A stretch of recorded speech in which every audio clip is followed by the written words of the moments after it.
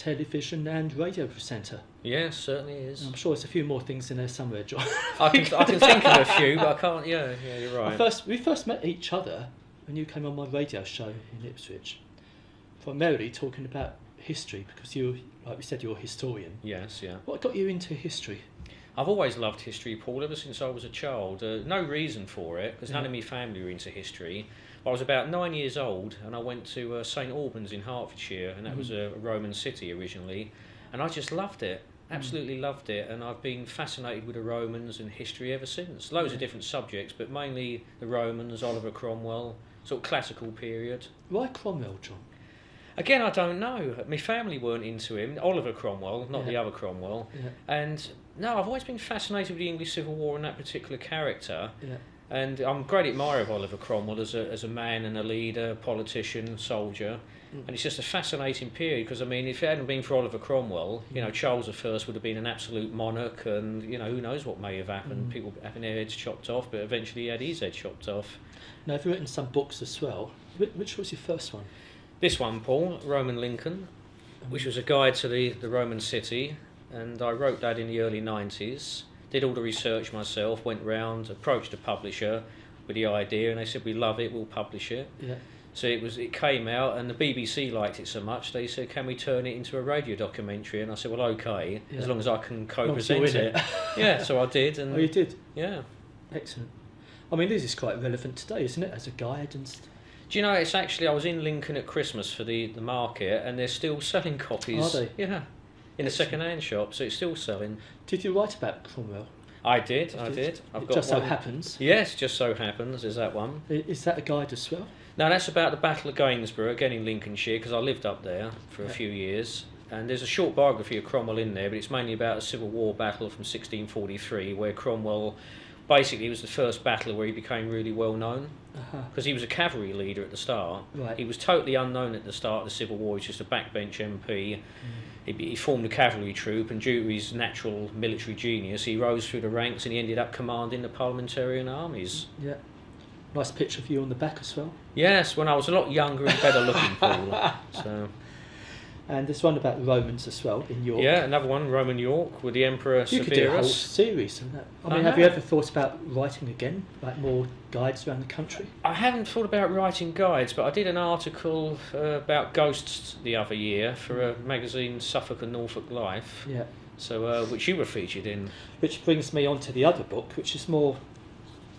I don't know how involved it is, but it's bigger, isn't it? This is the gory one, Victorian Murders. Now, how do we go from Romans and Cromwell to Victorian murders? Well, it's still history, Paul. Well, yeah. Still history. But I've had a fascination with crime since I was a child, but I know why that was, because my mum had a load of books on crime, and when she was not in a room, she went out and used to read them. Yeah. And it just hooked me, and I'm interested in unsolved murders, and the Victorian period is especially fascinating. You know, Sherlock Holmes, Jack the Ripper. I was going to say you're going to mention Jack the Ripper. Yeah, Jack the Ripper.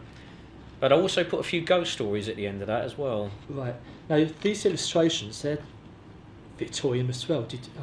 Yes, they are. Yeah. Woodcuts. And it's written in an old italic sort of old-fashioned way as well. Well, I picked that because I thought it would fit in with a period, and it was from the Illustrated Police News, which was nothing to do with the police at the time, but they sort of gave it that title to sort of hoodwink people, I suppose. And it specialised in gory crimes, suicides, ghosts, monsters, and it was a massive bestseller in the late 19th century. And contrary to popular opinion, the Victorians weren't prudish; they loved it.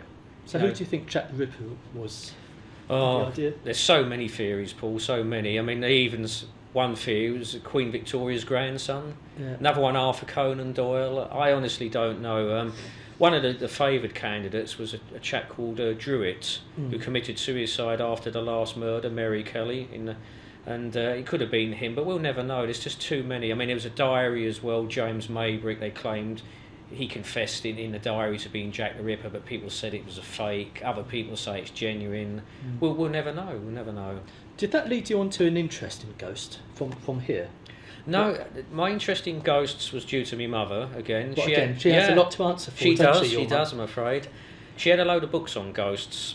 And again, when she wasn't around, I used to read them, and I thought, I love this subject. And I can remember, I think the very first ghost book I ever read was by a chap called Elliot O'Donnell, and he was a very famous ghost hunter in the 20s and 30s and 40s. He's virtually forgotten now, which is a shame because his books are good. Yeah.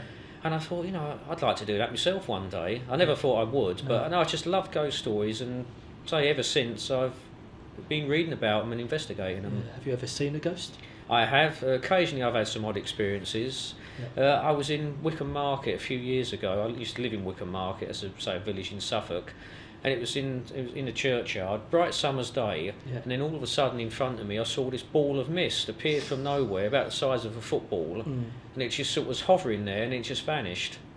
And I've seen the odd UFO as well. Have you? I've not seen a UFO yet. Haven't you? I say yet. Oh, right. I've seen a couple.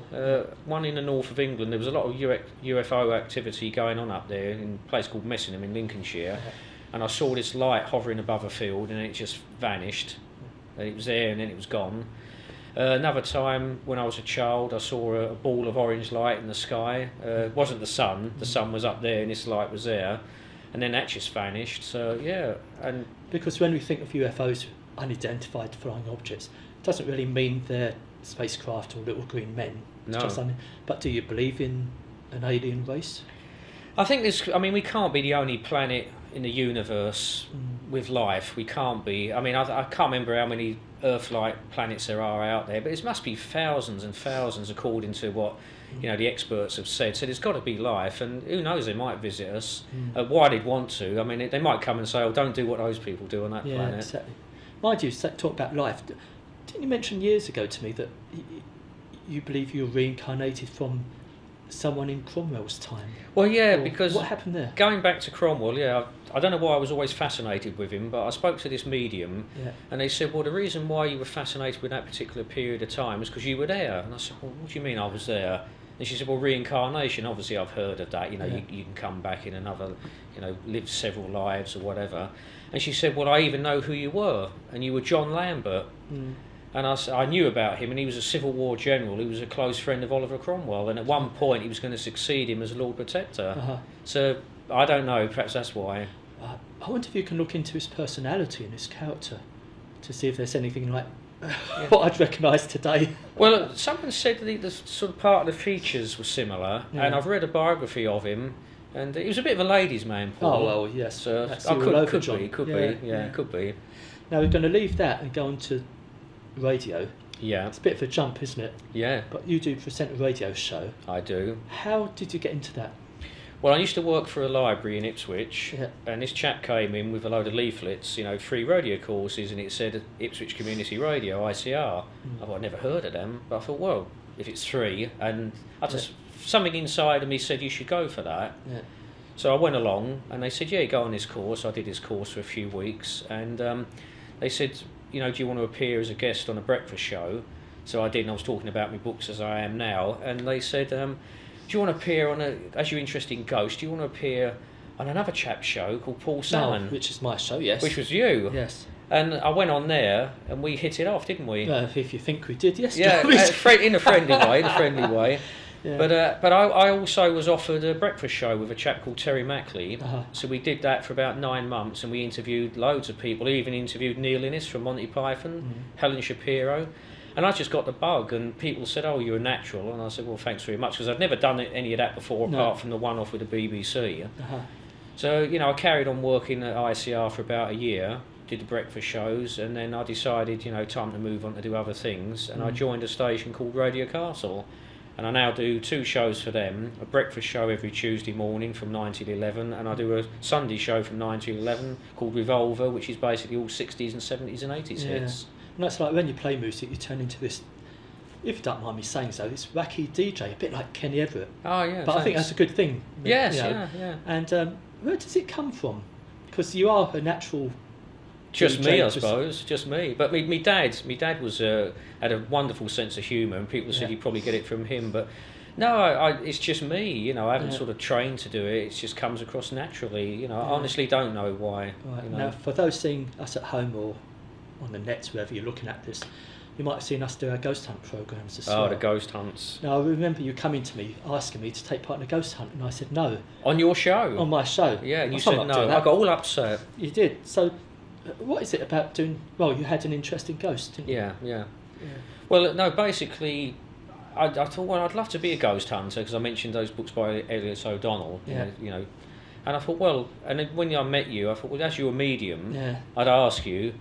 And he turned me down. He turned me down. And I got all upset. No, I didn't get upset, but you had to think about it. I had to think, and it went well, we enjoy it. Yeah. What have you enjoyed about our ghost hunting films so far? Well, it's just visiting all these locations and watching you pick up all this wonderful stuff. I mean, we went to Leiston Abbey. Yeah, but I didn't want you to talk about me specifically. Oh, right. Yeah. Well, I pick up things too occasionally, but I leave most of it to you. No, but I love the history. Yeah. Visiting these places and, you know, just interacting with the spirits if they appear. But you did have a close shave with a ghost or something, didn't you? We went to Langard Fort yeah. and in Felixstowe, and we were walking along this rampart, and then all of a sudden I got this terrible pain in my head about here, and I went, oh, you know, and it was really bad for no reason. And it turned out it was in that spot where a soldier had been shot and killed in the 17th century when the Dutch were attacking the fort. So I just wondered whether I was picking that up, you know, but very strange. We'll have to line up a few more ghost hunts. Yes. See where we can go. So what's the future hold for you, John? Well, who knows? Or where do you like to see yourself? Well, I'd like to see myself carrying on with the radio stuff. Yeah. Like to carry on with the TV, internet, perhaps even get on the terrestrial. A terrestrial channel or even a Freeview channel, that'd be good, you know. Ghost hunts, carry on with the radio, perhaps go into commercial radio, perhaps go back to the writing. I've done a few articles and stuff, but you know, perhaps I should get back to doing the old guides. What subject matter do you think you'd like to look into? Well, I love history, so I mean there's plenty of things on the Romans I could do, perhaps a few more books on murders, even Oliver Cromwell, you know, who knows. But you know, I haven't had any books published since the 90s, but you know, as I said, I've had some articles published, but nothing recently, I'm afraid. So but, you know, it's something I should pursue, I think. Returning to the subject of ghost, where is it we've been so far? Oh God, there's loads of places. We've been to Leiston Abbey, Langard Fort, the Woolpack Inn in Ipswich, the Castle Inn in Framlingham. We've been to Dunwich. We've been to the Ancient House. We've done more than I thought we had. And Pottswood. The Ancient House is in Ipswich, which is a 17th century building, and Pottswood Wood near Wickham Market. And that was the very first ghost hunt we ever did. And basically, what I do a little bit of research beforehand. I know, because I never know where you're taking me. No, I never tell him where he's going. No, because it's never. Because that'd be cheating. Well, it could be said that I know what's going to happen. Yes. So, how do you do the research? Well, I've got loads of books at home anyway. I go online, internet, go to libraries. I get all the facts and figures, write them down, memorise them. Don't show you, of course. No, of course not. And then we go along to the location. Sometimes I've even been to the location before the filming starts, just to look at, you know, would that be a good shot? You know, what can we say there? You know, because I used to do a bit of directing as well, you see, for Felixstowe TV actually. Yeah. So, but and then we go there and we just see what you pick up, and then I can either confirm or deny, you know, what you're saying. And most of the time, 9 times out of 10, you get everything, you know, comes through great. I mean, we went to Pottswood Wood. You got the name of the murderer, what happened, you know, people at the execution site, because it was actually the place where he was executed. It was a chap called Jonas Snell, and he murdered two people, and he was caught 1699, and he was executed in Pottswood Wood. Remind me of the story of that. Where was it? I saw that black ball go behind my legs. Oh, that was at Leiston Abbey. Leiston Abbey. Remind me of the story, how you found what it was, what we think it was. Yeah. Well, we'd finished filming for the day. And I was walking on ahead, and because, you know, it's typical, isn't it? I missed it. And you said, "Oh, John, I've just seen this black shape," and it shot, as you said, and behind you. And this is during the daylight? This was during the day, because we do our ghost hunts during the day, not like other certain shows. Yes. And this black ball, or ball shape, went behind my legs. Yeah. I didn't know what it was. Well, I didn't, but I mean, there's legend of Black Shuck in East Anglia, the devil dog, and if you see it within a year, something bad's supposed to happen, but nothing happened to you. No.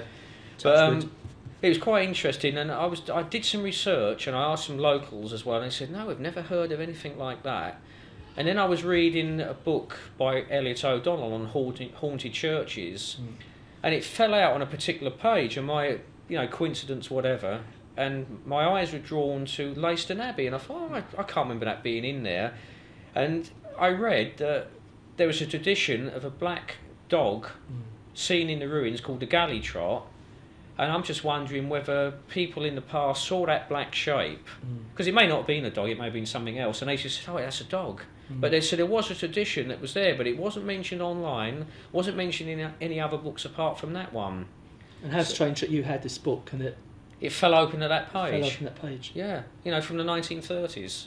There's someone up there giving us a bit of help, I reckon. Yeah, because I did all the research and I couldn't find anything. But the galley trot is just another version of Black Shuck. Yeah. As I said, this legendary demon hound that supposedly came over with the Vikings, the Hound of Odin. Right, so where would you like us to go next if we resume our ghost hunt films, which I'm sure we will? Yeah, well, there's loads of places. I mean, East Anglia is absolutely full of ghosts, absolutely full of them. And, there's Borley Rectory, we could go there. Mind you mustn't tell me, must you? No. So See, I shouldn't keep that to yourself. I know, I shouldn't tell you. But do you think that's a good time to go now, then? Go now, yeah. There's a song called that, which I'll play on the radio. We're going to go now. We're going to go John, now. John, thanks ever so much for being my guest. Thanks very much, Paul. Thanks for having me on your show. It's a pleasure. It's wonderful. It's a pleasure you being here. Yes. And thanks ever so much for looking. See you next time.